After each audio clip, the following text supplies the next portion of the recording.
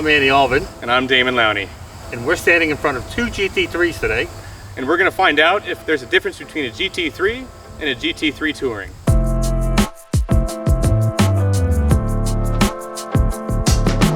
Be sure to log into your YouTube account, subscribe to our channel, and turn on notifications so you don't miss a video. Best of all, it's free to do so. This video is presented with the help of Sloan Motors, buying, selling, and consigning the best examples of vintage Porsches in the world. On paper, both cars are nearly carbon copies of each other, and that shouldn't be a surprise, as they're basically the same car, only one is equipped with what is called the Touring package. They share a 4-liter flat six that revs to an insane 9,000 RPM, making 502 horsepower and 346 pound-feet of torque. Both have either a 6-speed manual or 7-speed PDK transmission, and they weigh either 3,126 pounds with the manual or 3,164 pounds with the PDK. They have nearly the same 200 mph top speeds, the same 3.2 or 3.7 second 0 to 60 times depending on the transmission, the same suspension, and the list goes on. But there are differences. The Touring package removes the GT3's fixed rear wing and replaces it with a motorized wing from the Carrera line, and it has a slightly different front splitter to balance a reduction in rear downforce. There's a different engine lid grille, and the front fascia is fully painted. The Touring is more leather instead of race textile Alcantara and silver window trim, although the model we tested had the black trim. This presumably is the better car for the street, while the winged GT3 should be the choice for those who will be taking the car to the track. Today we're driving them back to back to find out if we can actually feel the difference between them on twisty roads, where most owners will drive them.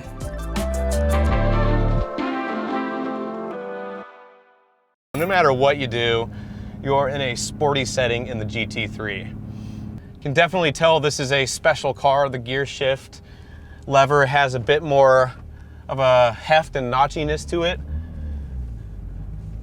And the clutch, along with the gear shifter at slow speeds, kind of feels a little weird. Not bad, but it doesn't happen until you're doing this. There we go. Man, what an easy, nice, satisfying shift. And here's a nice tight corner here. Man, what a satisfying car. And so I just try to heel toe there, and I've got to recalibrate my senses for what feels like a very lightweight flywheel when I'm doing the heel toe. Oh, that engine is just beautiful.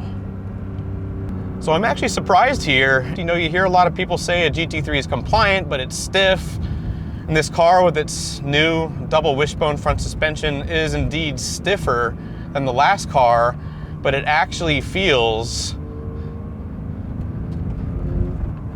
less stiff than the last GT3 I drove, which was a 991.2 Touring package car.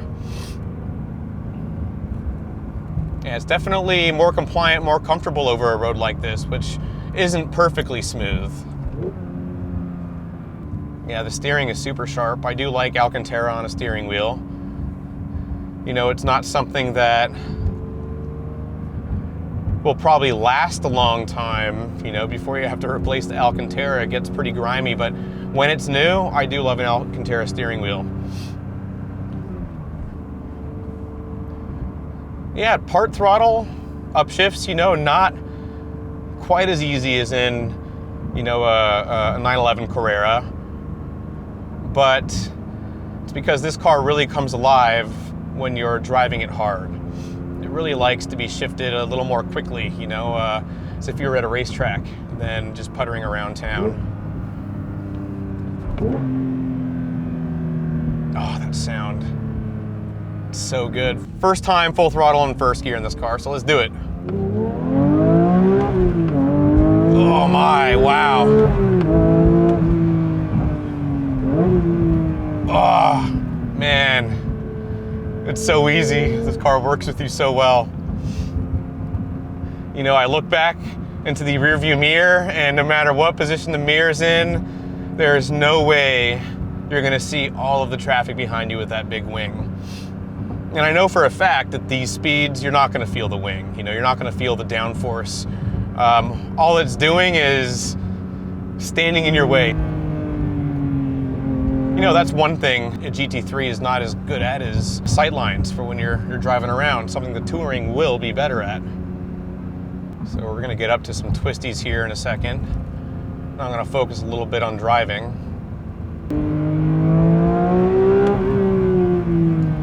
Brakes feel very nice. Definitely haul the car down.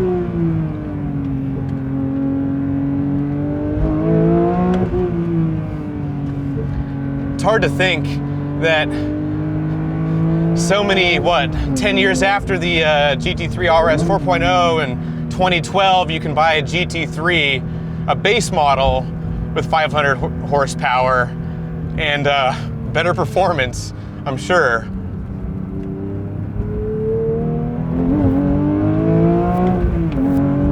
Oh yeah, it makes it so easy to shift and do that full throttle upshift thing. This card's not as stiff as I thought it would be, having driven this now for the first time. It's definitely more compliant than the 991.2 GT3 Touring that I drove a few years back, or at least I think so, if memory serves me correct. The rear wing is probably the thing that bothers me most because you really can't see all that much out of the rear view. This is a softer car than I thought it would be. Still very hardcore, but I think that just goes to show how well Porsche did the suspension tuning with the new double wishbone front suspension, stiffening the suspension and yet making it just as compliant, if not more so, than years past. All right, so this is the GT3, the regular versus the Touring. This is a manual, 6-speed. So unlike the regular Carreras that the manuals are based on the PDK, this is a completely different transmission, and I like it so much better. I really don't think you need 7 speeds in a manual, just my opinion. Even 6 speeds, 5th and 6th are overdrive. So with this car, it's a very civilized car. I know people think that the Touring is simply the comfortable car, but in a regular, normal setting, this car is very almost Carrera-like. Not very firm. It's not soft by any means, but it's very livable. Where it really comes alive if you switch it to sports setting and you start to get around 5,000 RPM. That's when you can really hear the cams come on. And the other place where I think Porsche really excelled, did a phenomenal job, was the steering. This has just incredibly precise steering. It is, as soon as you turn the steering wheel, the car turns in. I know that sounds intuitive, but a lot of times what happens is you don't have the grip in the front. And so you turn the wheel, but the car doesn't go to exactly where you want to go. And that would only last a millisecond, but that's a big difference, especially when you're on the track. This one is like a go-kart. You turn it, you are turning. Don't expect a little half-second wait before the car actually grips. It grips very, very quickly.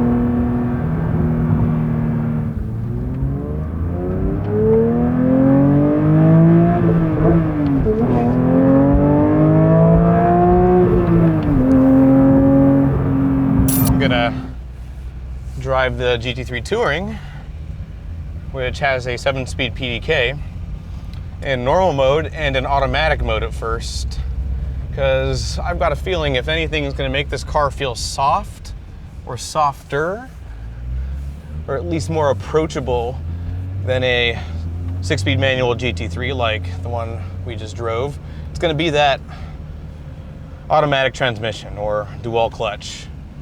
But immediately, I love being able to see out the rear view mirror, which is kind of tough in the other car.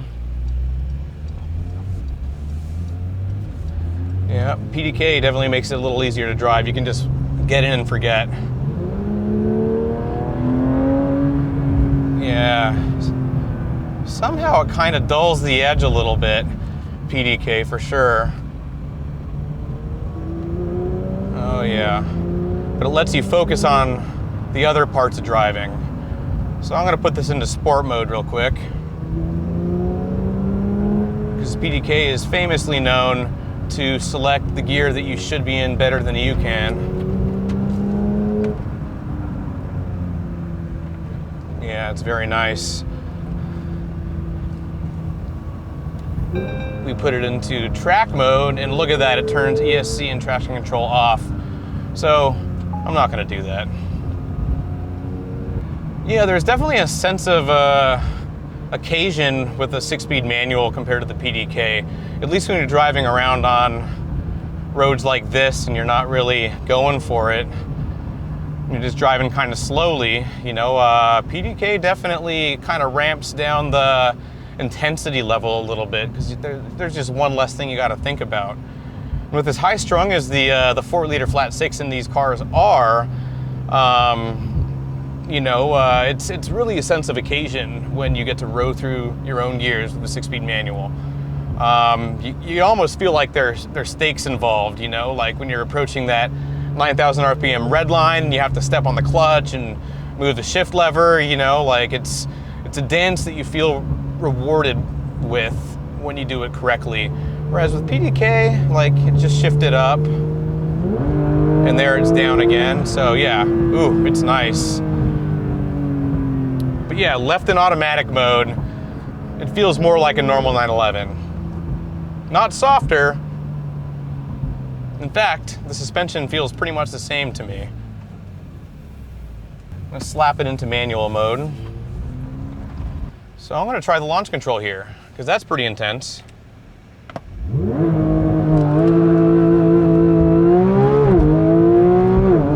Whew! Now that's crazy. That is a lot of fun, and you can feel the rear end kind of like squirming around, scrabbling for grip. That's something you won't be able to do quite as easily as in the 6-speed manual in this. That's more intense than in some ways launching the manual transmission. So I'm gonna turn the car back into sport mode, keep it in manual. I love how fast PDK shifts.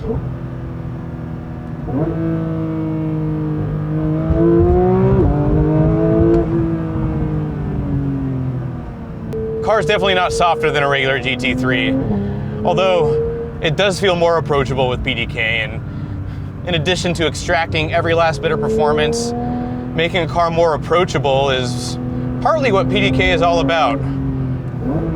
And it just happens to be faster, right?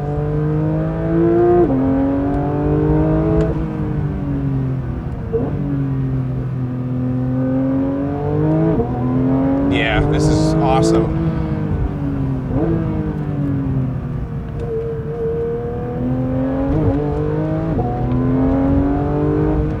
Yeah, what a car. No, it doesn't feel any softer. It's just a GT3 with less downforce, which in a sense makes it the more hardcore GT3, right? You know, you take this to a track versus a wing GT3, and I'm guessing that this car will be a bit more lively. But yeah, you know, it's definitely more approachable. You leave it in automatic mode. Easy to drive. You put it into manual mode and, you know, sport mode or EC, traction control off, and the car definitely becomes a more hardcore animal. But yeah, I don't think there's any way you could justify calling the GT3 Touring softer. I don't think you can justify calling it softer than a GT3 just because it doesn't have a wing. You know, they kept all the suspension the same, spring rates, all that good stuff. So that's what I'm gonna go with. All right, we're in the GT3 Touring. This is supposed to be the more comfortable GT3. But I gotta tell you, after driving the wing GT3 and this one, to me, it's almost identical ride.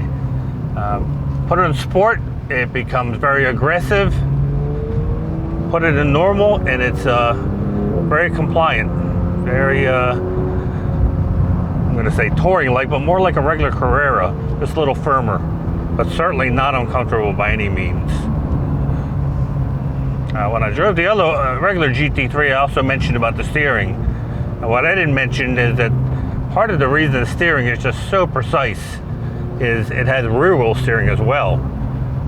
So it's amazing how tight of a circle you can do when you have rear wheel steering. The engine, just like on a regular GT3, it comes on, I think, around 5,000 RPM. That's when you can really hear it and feel the extra push. Very easy to climb up the RPMs. I do say I really like the way they change the shifter. Although having driven the manual, and then this one I keep on reaching for the clutch pedal and to switch this gear like a manual. It does give you the option of doing the paddles, or you can move it on the gear shift lever. I also like the fact that there's this pattern that's reminiscent of the early 911s, 914s. This unique pattern that I believe is unique just to the GT3 Touring. I also like the fact that the steering wheel is leather. I'm not a big fan of Alcantara or Racetex. I think it looks fine, but having to live with it, I'm not sure long term how it's going to age. Where leather, I do know how that's going to age, and it ages very well as long as you take care of it. One thing I would have changed on this car is probably gotten the little center part of the steering wheel in yellow leather.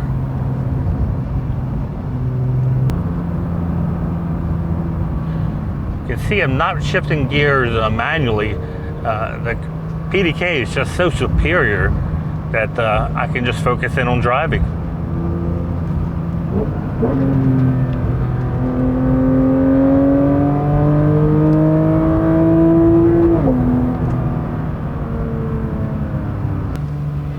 So I have to say, both these cars are, to me, are almost identical in performance. Going into this, I'd always thought that the Touring was the softer GT3, but I think with the 992 they've engineered so well that you're not really having to choose between a firm GT3 and a soft GT3. With the electronic drive mode, you can really tailor it to have the beast mode if you want, and very firm, or touring mode. Just put it in normal and it's gonna ride almost like a Carrera. It's no longer the I'm driving a cup car on the street type feeling. It's very compliant. So we've concluded that both the GT3 and GT3 Touring offer cup car-like performance for the street while maintaining a livable ride quality. If it weren't for their different transmission options and the GT3's rear wing, it would be impossible to tell the difference between them from behind the wheel. Crucially, don't buy a GT3 Touring thinking it's going to be more comfortable than a GT3. It isn't. But if you're planning to use your GT3 on the street more than the track, the Touring package makes more sense because it will fly under the radar and offers better rear visibility. Manny and I have different opinions about transmissions, however. Both the 6-speed manual and 7-speed PDK are excellent, so it comes down to our own preferences. First off, I prefer the regular GT3 over the Touring because it has more downforce, and I'd definitely drive it on the track, where downforce matters, if I owned it. I'd also go for the manual transmission in the winged car, lap times be damned. But if I were somehow swayed to the Touring and planned to do a lot more street driving, I'd probably opt for the PDK because it's easier to live with, yet offers more performance. Yes, I know, Porsche would tell me I have it backwards, just like Manny already has. Going into this review, I loved the winged GT3 and I didn't understand why anyone would purchase the wingless version.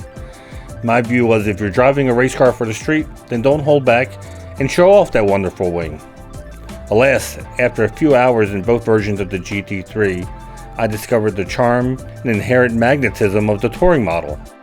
Glancing in the rearview mirror, I could see everything and not have half the view obstructed by a wing. The car itself seemed a little bit more refined and confident. No need for a wing to tell the world what it is, it already knows what it is, and that's all that matters. It's a GT3. So I would choose a manual for the Touring all day long. I'm not buying a Touring to go to the track every weekend. I'm buying to do tours with friends, enjoy the scenery on the back roads during a spirited drive. There's no start, there's no finish. It's just about the driving. If I plan to do primarily track events and each lap is timed, then yes, I choose PDK and a wing.